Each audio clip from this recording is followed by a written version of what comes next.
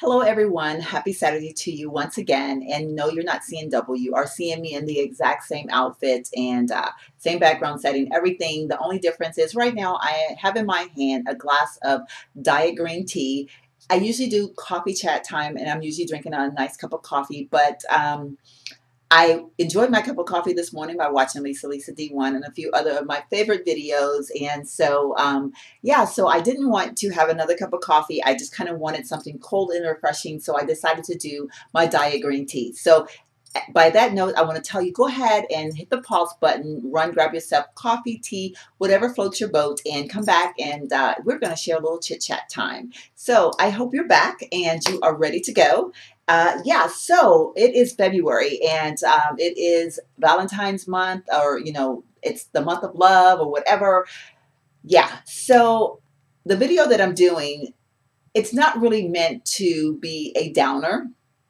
It is, and the reason why I say that is because so many people look at the upside of February 14th, Valentine's Day, and I do also look at the upside, but I do also remember that there are a lot of people that this day is not really a great day for them because they have had bad things happen to them in love, and yeah, so it makes it for not a very good month or day for them. So this is really not a, it's not a, I don't know how to describe this video. I'm just really going to throw some things out there. This may or may not be something that pertains to you or affect you or you can even relate to. I don't know. But yeah, what I've done is, of course, you all know me. I take a little bit of this and a little bit of that and I come up with a video, meaning things that happen in my part-time job, things that happen in my full-time job, things that happen in my own personal life, things that happen in my friend's life. I just kind of combine. I don't throw out any names or anything like that, so no one ever gets revealed and we just chit-chat about life. So anyhow, yeah, well, okay, let's talk about office romance.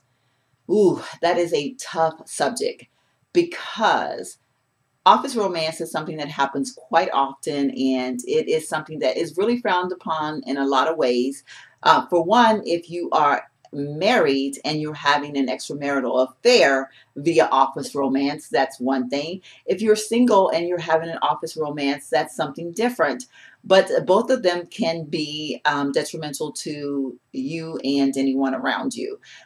So I say proceed with caution. I'm not here to tell anybody what to do. I'm certainly not here to judge. So that being said, I'm just basically going to throw out a few things out there. Some people are wondering, they may be sitting at home right now and they have a spouse or significant other that they are in concern with as far as to if they are not having an office romance, extramarital affair type thing.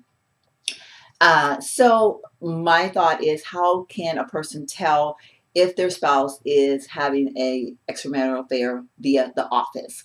Well, for starters, it's one of those things that it's a tough call because as you all know that, especially let's just say hypothetically, if you work a Monday through Friday, 8 to 5 type of job, well, guess what, people? That means you spend more time with the people at your workplace than you do with your spouse at home. So that being said, it can really get some things going sometimes if you're in that frame of mind already and you're gung-ho set on getting involved.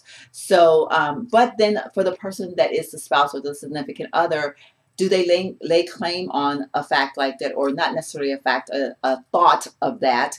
Because then if it's not true, that can also cause a big problem. So some of the signs that may give you a heads up that something is brewing, about to brew, or is already in full bloom.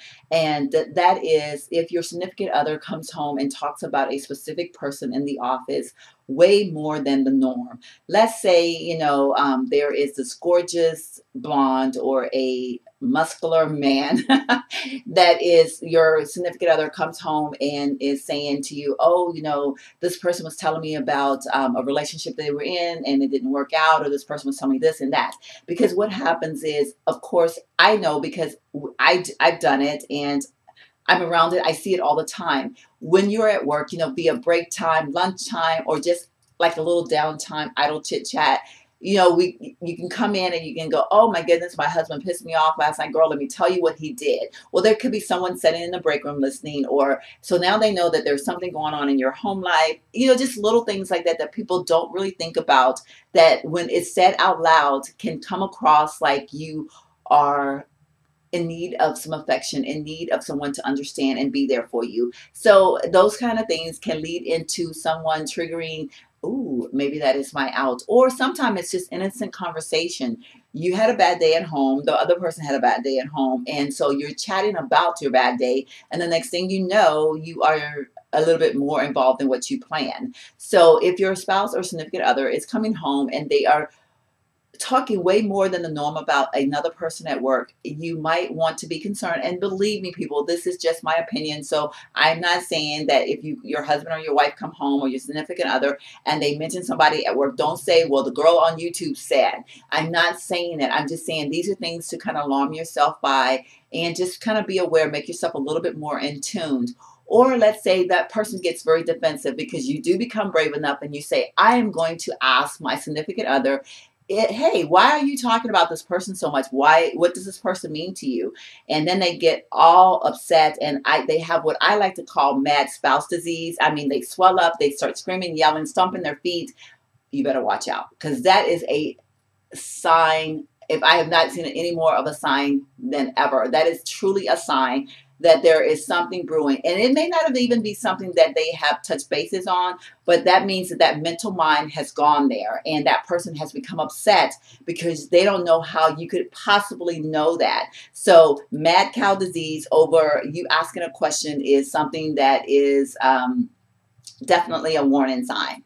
So then you say, well, I don't really want to ask the person, but I'm going to just kind of observe and listen. So your significant other tells you, we're having happy hour. And happy hour is a great thing. Goodness gracious, I love going to happy hours with my coworkers. I work in an environment that I don't really have, I mean, it's just not even going to happen as far as office romance and I work mostly around women. So, but anyway, but yeah, so let's just say, it's time for everybody to go out after work. And like, again, I think happy hour parties, gathering other co-workers is awesome. But, that is also one of those things. It's also a thin line, because you are out in a social atmosphere and you're drinking and socializing. You're no longer in that kind of hustle and bustle of work. Everyone's a little bit more relaxed. And from what I hear, I'm not an alcohol drinker, but from what I see and hear, because I am very observant when it comes to the outside world, when it comes to drinking and the club life. Remember, I do work in a club, so I do see a lot of it firsthand. And because I'm seeing it through a sober eye, I truly get to see what I'm seeing, if you know what I mean. So now you're a lot more relaxed. You're talking and chatting, and things can come up, conversations can come up. So that could also lead, if there was already that spark there. So kind of, listen to the office when they talk about office parties or office gatherings and things like that, or happy hour. Just kind of listen to maybe what the topic is being said, or pay close attention to the time and how often they happen. Next step, okay, so it's not really an office party, or it's not really a happy hour for the entire office, but now it's kind of thrown into where it's just a one-on-one. It is your spouse and a significant significant other, and either male or female going out for a drink after work, all on their own. Okay, now that's one of those things that's kind of iffy, because it really would depend on where the relationship falls. Now, if you've already seen signs of mad spouse disease when you ask about the person, and then you find out that they went on an outing together and had a drink together, just the two of them, okay, call me crazy, call me a fool, call me jealous, because that's what most people would say. I just say I'm keeping it real, because and I know that that is definitely not a necessary thing to do. Because for one, first of all, if your spouse has already spoken to you about the matter, that means that, and you did have mad cow disease, within yourself that even though you haven't gone there with that person, for you to have had the reaction that you had, that means a thought has crossed your mind. You do realize that you're treading on very thin ice, so to speak. So if your partner, significant other, is indulging in going to happy hour or indulging in things outside of the job, one-on-one with a male or female, someone of the opposite sex, that is a scary sign. And at that point, you may or may not have a serious problem on your hand. So you're saying to me, okay, Sheila, you've said all these things. So now what am I supposed to do? Well, the choice is yours. I am not here to make any decisions for anybody, especially not to tell you what to do. People that go through things like this, it's a definite no-no. As far as whether it's right or wrong, it is definitely not a right thing to do. If we lean towards, you think, well, is it something that you think has brewed into something that is a true full-blown romance as in a relationship, then you really got yourself a situation. And the only thing I can recommend to you is conversation, communication, communication. If you really want to work it out, sit down with your spouse, talk to them about it, be prepared for God knows what. But one of the things I do want to say to you, don't be the person that goes and calls the person's job and says to the boss, my husband and wife is having an affair, because that will make things very bad for your spouse or significant other in their workplace, and the other person as well. Could cost them their job.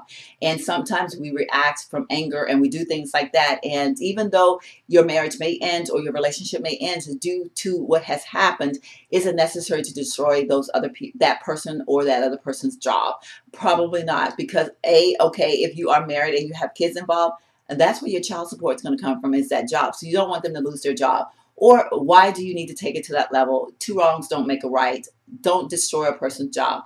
Because if they are truly out there having an affair, or it's brewing or about to have, you can't change it. You're not going to make it go away. You can't make it not happen just by going and yelling and screaming at or telling the boss that this is going on. So you have to make up in your mind, if you think that it's happening and you feel like your relationship is worth saving or can be salvaged over through all of this being done, then by all means, figure out a way to work on it. Figure out a way to confront your significant other, your spouse, and deal with it on those terms. But don't act a fool. Don't go yelling out and screaming to everybody and his mama about your situation, because again, that too will not help as well. Now let's flip it the switch a little bit over to if you are a single person and two single people involved, and you are in the midst of trying to have an office romance, or one may be brewing. Well, okay, remember, okay, you do spend most of your time on your job. So if this relationship don't work, will you be able to go to work every day and face this person and be on the up and up and not have issues going, and not have where you're rolling your eyes, stomping your feet, and cause your work performance to be at its low? Well, most of all, to be honest, most of us can't do that, because especially women, we are creatures of, we're very into our hearts, and we wear our hearts on our sleeves 90% of the time. So if we are hurt or in pain or in suffering, then most of the time it's going to show a little bit on the outside. Some of us are a little bit tougher than others and won't be able to show it. But when it comes to relationships, and that's face on every day at work, that it will make it a tough deal. So I'm going to have to say it's not something that I would recommend. I've never had a job that I even remotely came close or even thought about it. So I guess I'm fortunate in that. But I do work around people or have friends that have shared. They work in companies that are in large production areas and things like that, where there's tons of male and female people all around. So it makes the relationships much more, I guess, apt to happen, I guess is the word I want to say. So those are a definite no-no. But those are the same type symptoms for that. It's the same thing that you would see or become a part of, whether it's, via extramarital affair type of thing. Because the steps are still the same, hanging out, going to lunch with someone more often than not. And not saying that just because you go to lunch with someone makes that it's going to cause for an office romance, but you gotta have to be fair to yourself and be wise, pay attention, because a lot of times if we just listen to our hearts and pay attention with our eyes, we will be able to figure out just what we're about to do. We just sometimes try to ignore it and pretend like it's not there. I know I take that in my own personal life. Just with anything in general, if I pay attention to how I am responding on the inside or seeing it with my eyes, it makes me be able to see or understand exactly what I'm probably going to do as the future, comes to pass. So anyway, I don't know if this was a great thing or a bad thing, but I felt like in the month of February, there's a lot of love going on.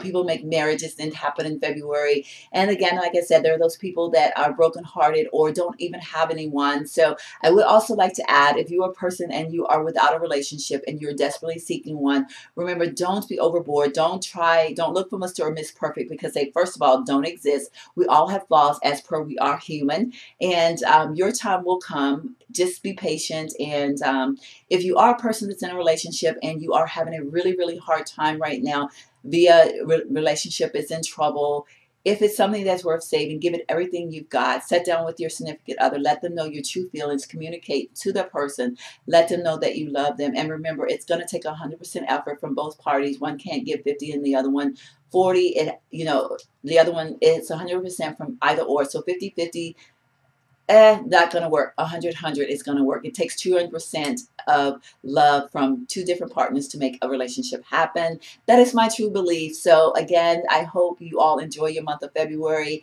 I will probably do other videos in February pertaining to different type of things, maybe some more romance or, relationship type videos. I do kind of want to touch bases on a couple other things that have come to mind or come to my lifestyle as I've seen people or met people or talked with people. So who knows what'll happen. But again, I hope you enjoyed this video. Hope you enjoyed your tea, whatever it is that you had for your beverage of choice. And I hope I didn't keep you way, way too long. Actually, I did pretty good. I'm at like 16 minutes, so I'm pretty proud of myself. So anyway, enjoy your weekend, folks. And thank you so, so much for sharing this time with me. And don't forget to comment, rate, and subscribe. And remember, your inner beauty will make your outer beauty pop.